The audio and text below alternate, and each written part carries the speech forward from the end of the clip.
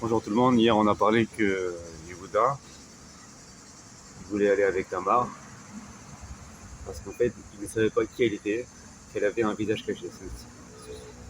Cette négation n'est pas un prétexte ou un moyen, une condition, c'est la cause positive même pour laquelle il est attiré vers cette femme-là, parce qu'il voit dans son profil, dans son prototype de personnalité, ce qu'il est lui-même, il se voit là-dedans, il s'identifie à ça. Et ça l'attire parce que son monde, depuis qu'il est descendu de ses frères, doucement, il s'est écroulé. Il commence à s'écrouler.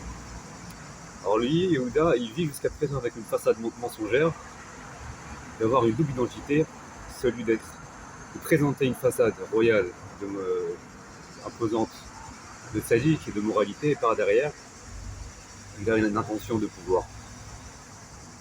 Mais il utilise des gens que pour son intérêt. En fait, il n'est pas réellement ouvert au prochain, il n'est pas réellement attaché à l'autre. Tamar, qui est en fait sa belle-fille, et qui a compris qu'en fait, Yehuda aussi, il se servait d'elle pour simplement avoir un enfant, pour avoir une dynastie royale, mais qu'en fait,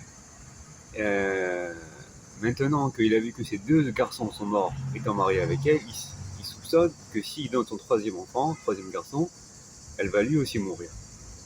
Il va lui aussi mourir. Et donc, il ne veut surtout pas perdre son enfant, puisque c'est le seul qui lui reste par lequel il pourrait avoir un petit enfant.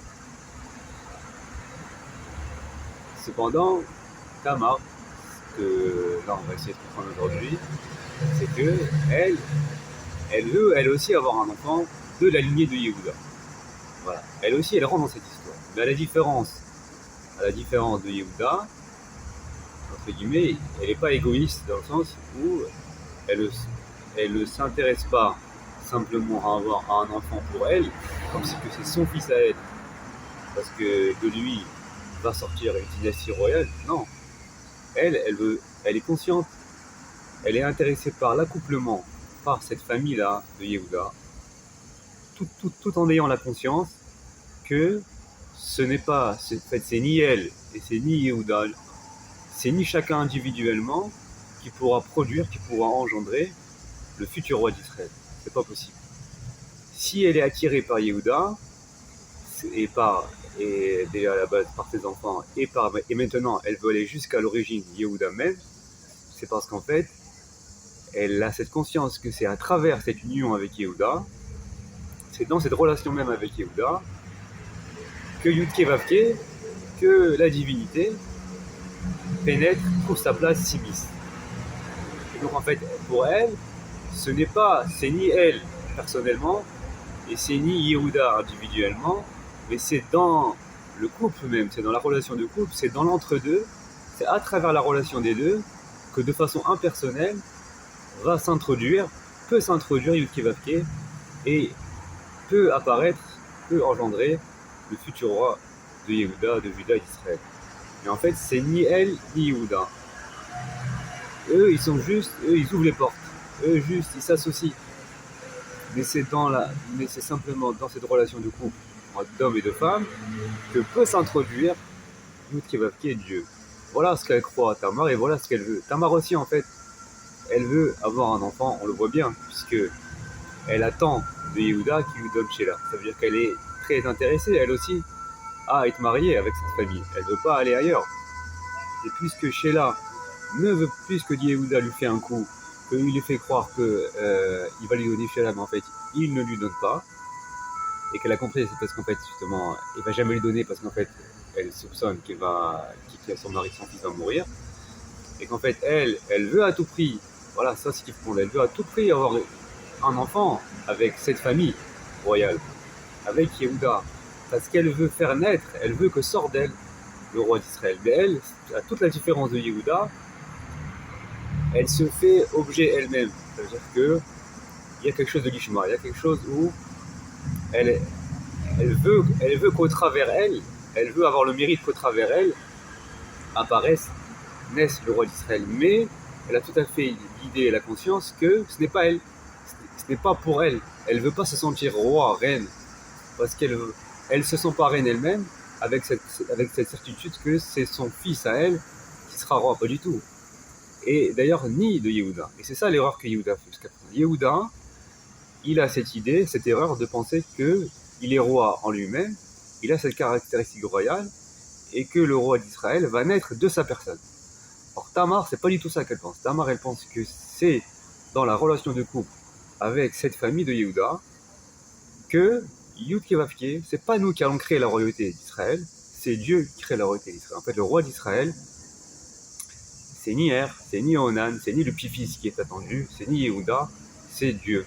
C'est ce nom-là de Yud Kevavke. Depuis le début, on voit qu'il a tué Er et Onan parce qu'il n'arrive pas à s'installer, à trouver sa place dans eux parce qu'ils sont fermés à l'autre.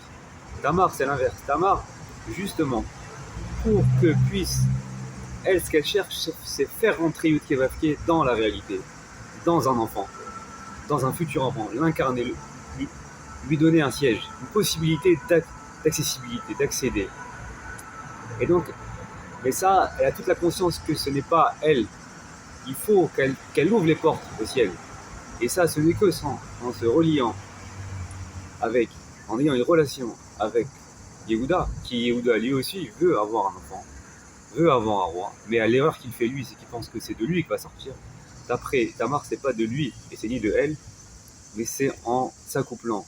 Et dans cette forme-là impersonnelle où deux personnes se relient, ce qui se passe entre les deux, l'unité qu'il y a entre les deux, c'est ni moi ni elle. C'est ni elle ni lui, c'est le un qui a d'entre les deux, qui de là peut s'introduire la divinité. Voilà, donc en fait, c'est se faire serviteur, c'est se faire serviteur soi-même, c'est se mettre au service d'une possibilité à la transcendance qui peut s'introduire dans ce monde-ci. Donc elle veut être au service de la possibilité au siège, à l'incarnation, à la pénétration du nom de Dieu qui va vivre. Et c'est de là, le roi d'Israël ne pourra naître roi d'Israël dans son ventre et dans son fœtus que parce que elle a donné la possibilité au Dieu, à ce nom, la Yud Kevavke, de se laisser pénétrer en elle. Mais c'est pas elle. Mais c'est pas elle du tout. Elle ne maîtrise pas la chose. Elle veut juste avoir une relation de couple. Or, cette relation de couple, qui en fait a déjà posé les bases depuis Adam et Chava, elle est fondée sur ça. Si on relit les psukim, les versets de Bereshit, là-bas on nous dit, Hachem dit, il n'est pas bon que l'homme soit seul. Alors je lui ferai, à Ezer Kenego, je lui ferai une aide contre lui ou face à lui. En parallèle, en opposition. La structure là-bas du passage, c'est Rashi nous le précise, s'il n'est pas bon pour l'homme que c'est seul, c'est parce qu'en fait, l'homme seul, justement comme Yehuda, c'est ça le problème, c'est que si l'homme est seul, il va engendrer son propre enfant de lui-même, et le fils va penser qu'on peut considérer son père comme le Dieu. Parce qu'en fait, il y a ce problème d'unicité. Si l'homme est un, il est un comme Dieu. Alors justement, il ne faut pas que l'homme soit un comme Dieu. Il faut l'affaiblir, il faut le rendre imparfait. Donc il faut le diviser en deux. L'homme divisé en deux, il n'est pas homme. C'est-à-dire que c'est dans l'association, c'est dans l'accouplement, c'est dans la relation avec l'autre, avec la femme, avec cette deuxième moitié, entre guillemets, que se crée une unité. Mais là, l'unité, elle est plus... Maintenant, finalement, on reste toujours deux. Même quand on est marié, même quand on est dans un couple, on reste toujours deux. Mais l'unité qui existe dans le couple, c'est quelque chose qui transcende. En fait, c'est la divinité même, l'image divine, ce qui fait l'unité de l'homme, elle dépasse la forme matérielle. C'est quelque chose qui est abstrait, qui se trouve entre les deux. Et c'est entre les deux là que le nom de Dieu peut trouver sa place. Et c'est pour ça que l'enfant, il est produit d'entre les deux. Quand un homme et une femme s'accouplent, alors il y a l'enfant comme si que les deux se sont mis un, et du 1 a pu engendrer 1. Et en fait, le 1 qui engendre le 1, c'est les deux qui ont dû se laisser faire passer le 1. Mais le 1, c'est qui? Ben, rappelons, le 1, c'est le Echad d'Hachem. C'est pour ça que la Gemara, elle nous dit que Ish ve'isha Izachu, si l'homme et la femme, il y a la Shrina entre eux. C'est presque littéral, c'est pas juste une image symbolique. C'est que dans les Yud, la femme, il y a Yohé. Il y a quelque chose. Alors, il faudrait faire un cours particulier sur ça. Mais le propre même de la relation entre l'homme et la femme, c'est de laisser pénétrer l'unité qui en fait est l'unité même divine d'Hachem. Alors, Tamar, c'est pour ça qu'elle dit à Yehuda, qu'est-ce que tu me donnes? elle lui impose la base de la relation, du couple, de l'homme et de la femme. En fait, simplement, qui précède même la matrice, c'est d'abord la relation à autrui. C'est d'abord une obligation. D'abord, tu dois reconnaître qu'il y a quelqu'un face à toi envers lequel tu as des devoirs. Voilà, c'est la première des choses. Et l'autre n'est pas un objet de profit dans lequel tu tires un intérêt dès le premier abord. Voilà, c'est pas ça la définition de l'autre. L'autre est d'abord quelqu'un qui t'oblige. Voilà, c'est très lévinassien, mais on peut approfondir ça.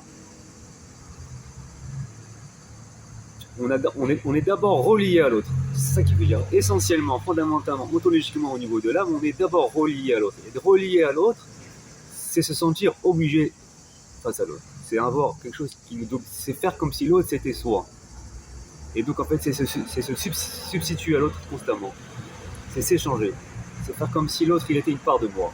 Et donc je suis obligé face à l'autre, comme si c'est une part de moi, je dois lui apporter comme ce que moi je dois lui apporter. Enfin, c'est le principe même de la Torah, de Ve'ahavta le'arecha kamocha, qu'il faut aimer l'autre comme soi. C'est un devoir, c'est pas... Tamar, elle veut obliger Yehuda à le faire entrer dans une relation au prochain, à le faire sortir de la fermeture sur soi où il se pense seul. Il faut qu'Yehuda pense qu'il est qu'une partie de l'autre, qu'une partie de la femme, qu'une partie du prochain qui est face à lui. Et qu'il a d'abord des obligations face à cette personne.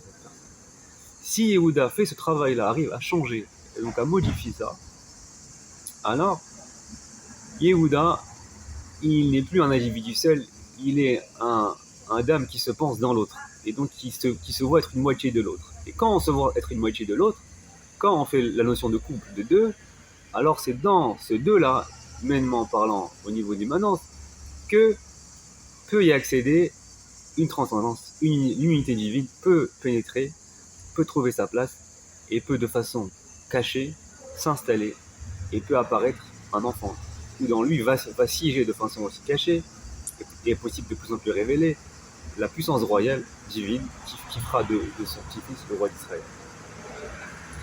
Voilà pourquoi Tamar, en fait, elle exige à Yehuda qu'elle le paye au prix qu'il n'est pas de quoi lui payer. Ça veut dire que même s'il n'est pas de quoi lui payer, est-ce qu'elle veut le faire changer? Elle ne veut pas simplement lui faire plaisir, en gros, jouer le jeu que je suis ton objet de désir, ton objet de plaisir, que comme jusqu'à présent, continue toujours à être pareil, ça veut dire qu'il va utiliser l'autre, il voit l'autre comme un objet de profit pour son intérêt personnel, et qu'elle aussi, elle fait le même jeu.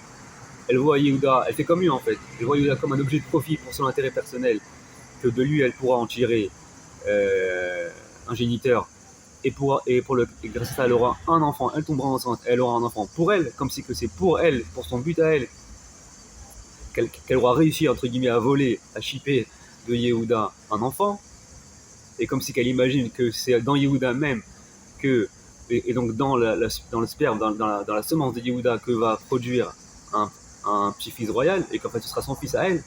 Pas du tout. Tamar, elle veut simplement remettre Yehuda sur la base du couple de Adam et Chava, dans la relation naturelle, où l'homme ne se pense pas seul, mais ne se pense qu'une moitié, il se pense dans une relation à autrui, et c'est que dans cette relation à autrui qu'une unité transcendante, qu'une unité divine peut s'installer et peut y passer là-dedans. C'est que dans ça que pourra naître le roi d'Israël. Elle, ce qu'elle veut, Tamar, c'est se faire serviteur de la divinité, c'est se faire serviteur du ciel, c'est pouvoir laisser passer le 1, l'unité et la puissance du nom du Kevavki, le faire pénétrer dans son esprit. Mais ça, on ne le maîtrise pas. Nous, on se met au service. Mais pour se mettre au service, il faut le double, il faut le 2. Parce que c'est dans le 2, de l'imperfection de ce monde, que peut y pénétrer le 1 de la perfection de l'absolu. Et donc c'est pour ça qu'elle exige ça à Yehuda. Et Yehuda, tout a l'air, voilà, et Yehuda, à l'inverse. Maintenant on va arriver à l'inverse. Pourquoi Yehuda, lui, il est prêt à perdre ses habits, il est prêt à accepter, alors que Tamar, elle s'y attendait pas, du tout, c'est pas du tout sûr. Pourquoi elle est prête? Pourquoi Yehuda, il est prêt à enlever ses vêtements, au prix peut-être qu'elle les perde. Ça montre bien qu'en fait Yehuda, il est arrivé à un stade assez dramatique, assez extrême dans son problème. C'est-à-dire que il a tellement besoin de se ressourcer de l'énergie mensongère prendre de la vie pour en fait renforcer son mal, son mensonge, sa façade de mensonge, c'est qu'il est prêt tout d'un coup à se mettre à nu, à perdre momentanément sa façade de mensonge, parce qu'il a besoin en vérité de ressourcer à l'essentiel. Il a besoin de montrer effectivement d'aller s'intéresser à ce qui est à l'intérieur de lui, qui est en vérité, qui n'est pas vrai. Mais c'est dans cette face intérieure qui elle n'est pas belle comme celle qui monte à l'extérieur, mais il sait qu'elle n'est pas belle et que c'est cette façade qui est en défaut, c'est cette face qui est en problème, qui est en manque. C'est elle qui a besoin de se nourrir. Donc il est prêt justement à enlever, en fait à se montrer, parce que c'est cette face qui en fait souffre. Cette face intérieure, Yehuda jusqu'à présent, il jouait ce jeu de la face extérieure où tout allait bien, il se montrait puissant, il se montrait moral, il se montrait sadique, tout ce qu'on veut, il montrait qu'il était roi. Mais de plus en plus, tout son monde il se détruit. Et cette face intérieure, elle est vraiment de plus en plus en souffrance. Et Yehuda a cette conscience que ça va mal à l'intérieur de lui. Et donc il est prêt à enlever, à montrer vraiment ce qu'il est, si l'on peut dire. À montrer, à ne plus avoir peur de montrer sa face intérieure devant la prostituée, en pensant, et pourquoi il fait devant la prostituée, parce que la prostituée, il pense qu'elle est comme ça. Il pense qu'elle aussi, en fait, elle cache quelque chose. Elle cache son visage, donc elle a quelque chose de mal à cacher derrière. Donc pour elle, se mettre à nu devant elle, montrer sa vraie face, c'est le lieu même. Ça veut dire, il n'a pas honte de ça. Il n'a pas peur de ça. Donc, tellement il a besoin, tellement il est en crise intérieure, il a besoin de redonner un peu de la force à cette intériorité-là. Donc il enlève ses habits, il est prêt à faire. Donc on a ici deux extrêmes. On a Tamar qui, elle, cherche la relation idéale d'homme et de femme dans une relation complètement inopinée, une relation de prostitution qui n'est pas du tout la relation à but d'enfant ou de mariage.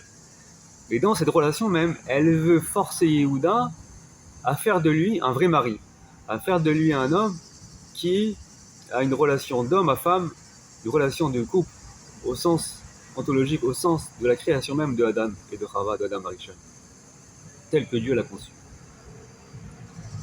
Enfin, avec un but, les Shem Shamaïm, avec un but pour le nom du ciel, qui est qu'à travers ça, elle aura le mérite que peut-être va s'accomplir et laisser la chance de laisser pénétrer la divinité, la présence divine, le nom de Dieu, à travers eux, dans l'entre-deux, et donc dans l'enfant qui pourra en sortir, de façon inconsciente. Et Yehuda, c'est tout l'inverse. Yehuda, il est tellement dans le côté opposé, il est ailleurs. Lui, il est dans une situation tellement dramatique où il est en crise intérieure, son monde s'effondre, son monde intérieur est en malaise profond. Il est prêt à enlever sa façade mensongère pour laisser apparaître sa façade réelle qui est en souffrance, pour lui redonner, pour lui faire du bien, pour lui redonner un peu d'énergie, et pour après encore se remasquer.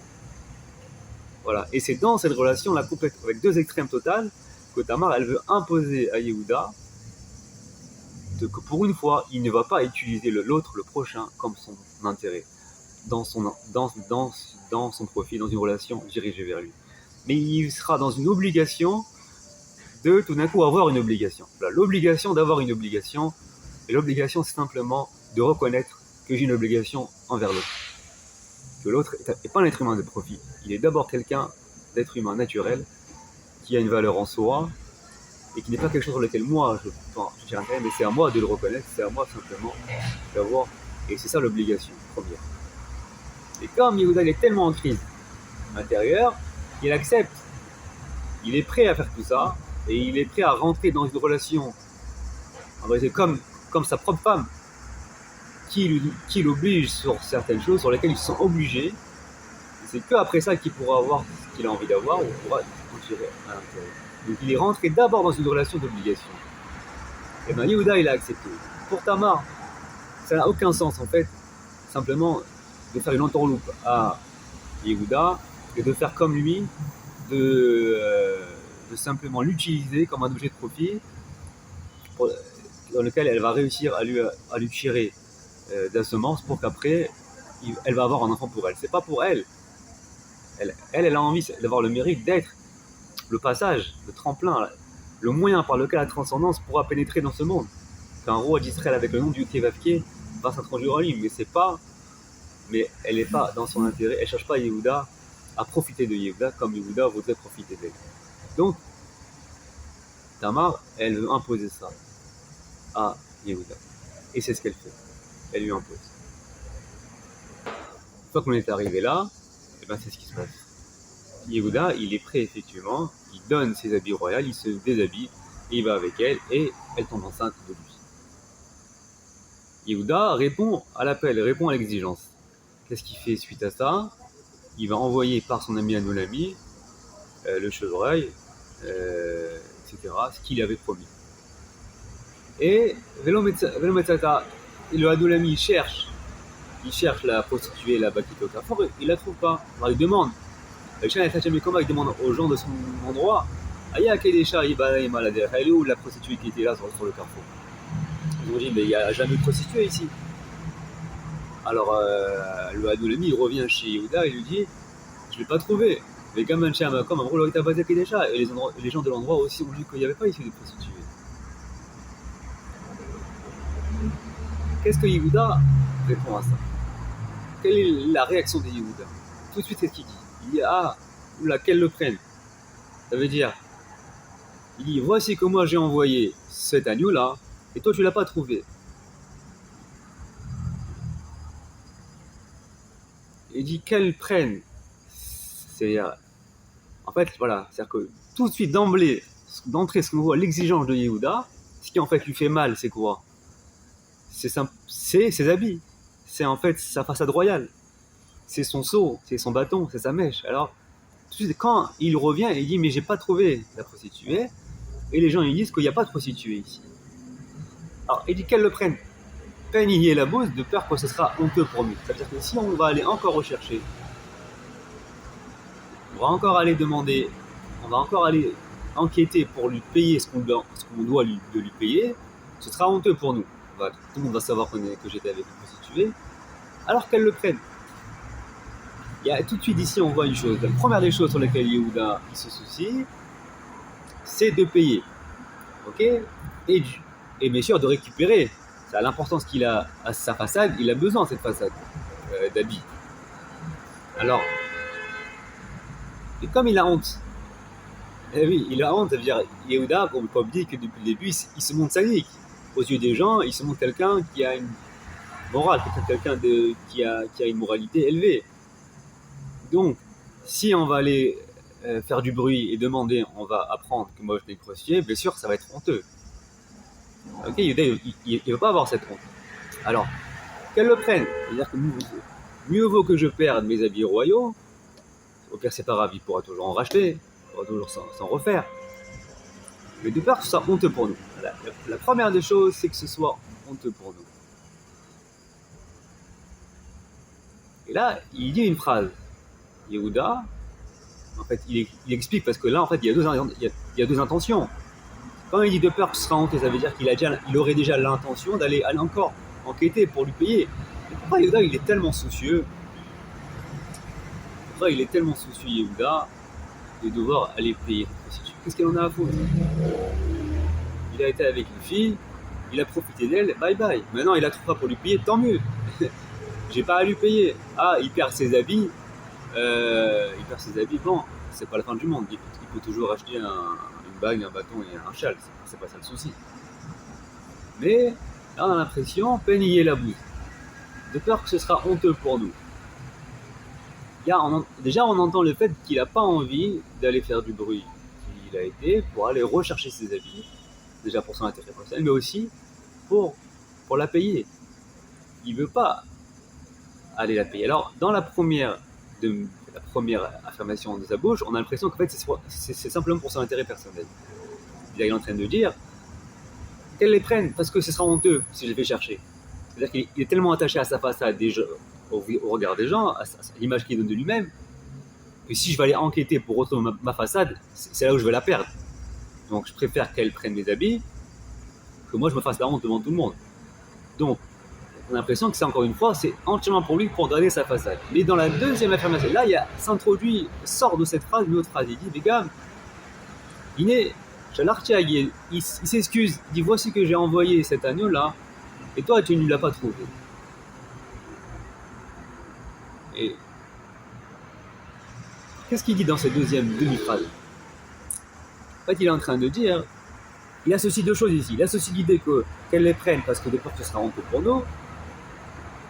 Ok, donc là il a le souci, on peut croire qu'il a le souci personnel de sa façade royale, mais c'est vrai qu'il ne veut pas avoir honte au-dessus des gens.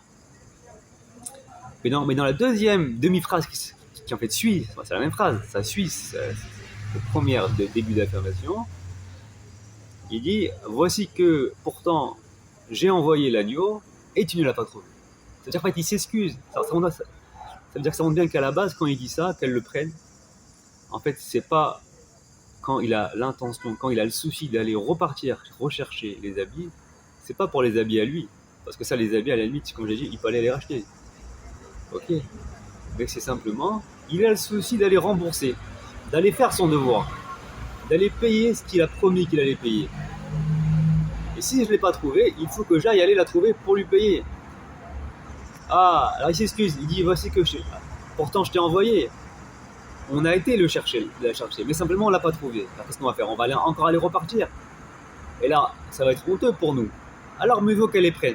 C'est-à-dire voilà, en les prenant, en prenant la garantie, mes habits royaux qui sont pour moi importants, et ben c'est comme ça que je lui paye.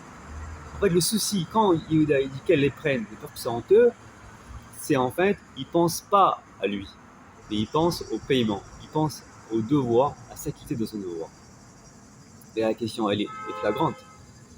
C'est-à-dire qu'on voit que Yehuda, tout d'un coup, bizarrement, il a un comportement qui n'était pas habituel. Si Yehuda se comportait jusqu'à présent comme ce qui se comportait, comme ce qui s'est comporté jusqu'à présent, Yehuda, il la trouve pas, il s'en fout. Dire, à la limite, il va dire on va pas aller chercher, qu'elle prenne mes habits parce que ce sera honteux pour nous, mais ça, on peut très bien. Et c'est pas censé. Si c'est juste pour aller chercher des habits, on a dit, c'est très facile d'aller. Il peut très bien aller racheter une bague et des habits, je pense pas que c'est le souci de Yehuda. Mais Yehuda, il a quelque chose qui l'incombe, quelque chose qui lui tient à cœur, c'est d'aller faire son devoir. Il lui a dit que j'allais te payer avec le chevreuil, et la garantie c'était les habits. Alors il dit maintenant que je ne trouve pas, la fille on l'a pas trouvé, et ben qu'elle prenne mes habits en remboursement. Parce que si je vais encore aller enquêter pour aller faire mon devoir d'aller payer ce que j'ai dit d'aller payer, ce sera honteux. Alors mieux vaut qu'elle prenne mes habits. Et il dit, et tout d'un coup, on va dire ah oui mais t'as dit, on voit comment en fait il s'excuse, il s'auto-excuse. Il s'est dit mais dire ça, qu'elle prenne mes habits, qu'elle prenne ma garantie, parce que ce sera honteux pour moi, ça veut dire que tout d'un coup, Yehuda se voit déjà penser dans son intérêt personnel. Ah, ce sera honteux pour moi. Et il s'imagine qu'en fait, il aurait dû et il devrait, même au prix de sa honte, aller faire sa parole, aller accomplir sa parole, aller enquêter encore une fois pour aller payer.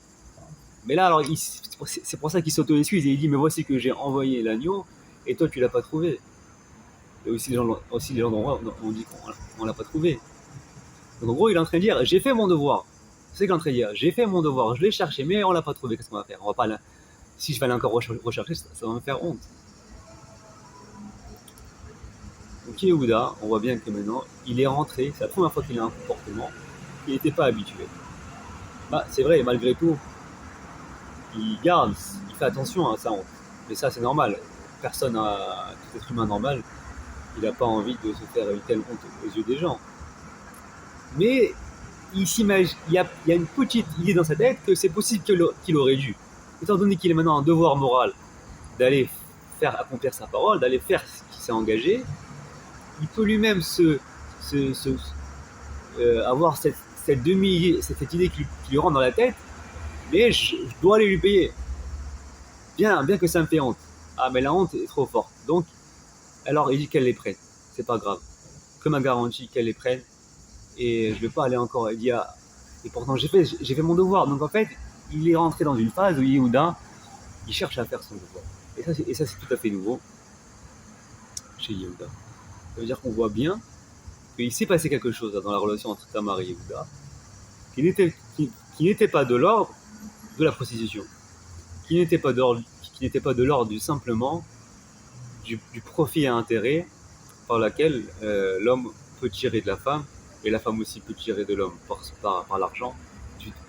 Il y a eu ici quelque chose qui s'est passé, une vraie relation d'être humain à être humain, qui est à la base la relation entre Adam et Chava, c'est les seuls êtres humains qui existent, entre l'homme et sa femme, mais qui est, avant même l'idée de femme ou d'homme, de différence de sexe, c'est simplement autrui.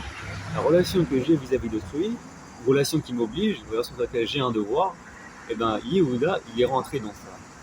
Cette relation avec Tamar, qu'il a eu sous une forme de prostitution, Tamar a réussi à faire un travail sur Yehuda, elle est rentrée dans un cadre, elle est, en fait, dans cette relation étrange, s'est produit une vraie relation d'être humain à être humain, une vraie relation d'obligation face au prochain, une vraie relation d'homme-femme, de couple. Et ça, c'est finalement, ça montre bien que quelque chose s'est fait chez Yehuda, un changement, que Tamar a réussi à faire chez lui. Et Yehuda, en fait, il s'est senti obligé vis-à-vis de Tamar, parce qu'il aurait vécu avec elle, comme si que c'était sa vraie femme, en fait. Il a vécu quelque chose, une relation de couple, alors que lui, il était dans l'intérêt personnel, du profit personnel, mais Tamar, dans ce jeu-là de l'intérêt personnel, elle a réussi à lui imposer la base d'une relation d'obligation. Et Yehuda, ça lui a fait effet. La vérité là, on ne sait pas comment, mais Yehuda, il a changé. Comme si Tamar lui est rentré dans la tête. Tamar, elle lui a pénétré. Quelque chose s'est passé entre Yehuda et Tamar, où Yehuda, il a vécu avec Tamar, dans cet instant-là, comme une sorte d'obligation, comme une sorte de vraie relation